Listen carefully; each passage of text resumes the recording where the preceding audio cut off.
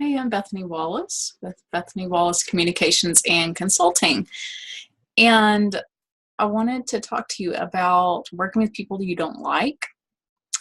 And I had to just mention that one thing that's always a good idea when you work with someone you don't like is to maintain rapport with that person. And it kind of sounds backwards to try to maintain a good relationship with someone you don't like. uh, there are some people I don't like in my life right now, and but I can't get away from them.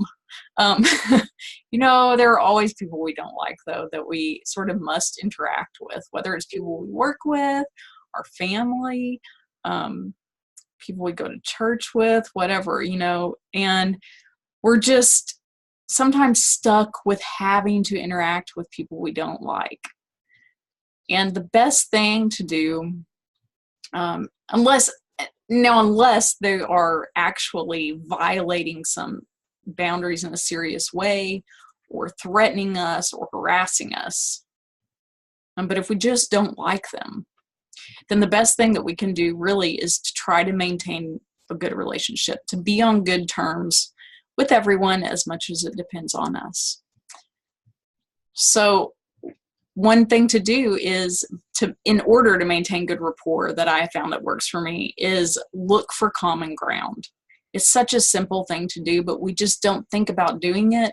I think because we get really stressed out about having to be around someone we don't like.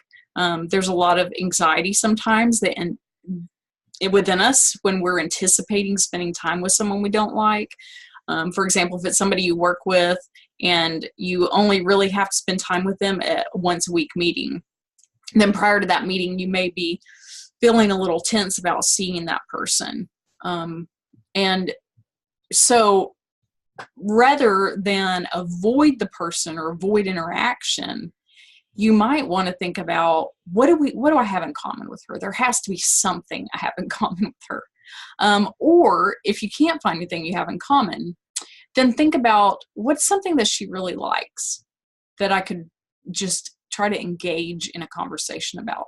She loves to watch birds. Well, maybe you don't care anything about watching birds, but what if you ask just one or two questions or one question every time that you're around about something about bird watching?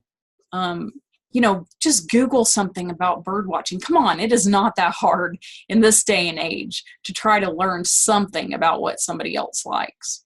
And then to just ask a question about it. Google something, then ask a question and act like you didn't know about it. I mean, it's so simple just to be kind and put yourself out there just a little bit and try to show some interest in another person.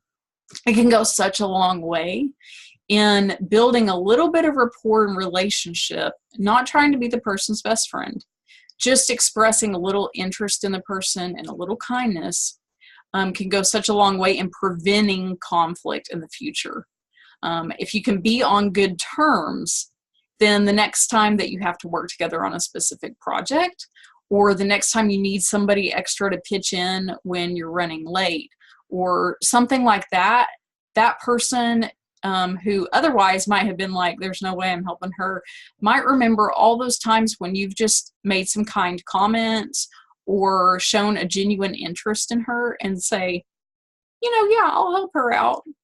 Actually, she's pretty nice.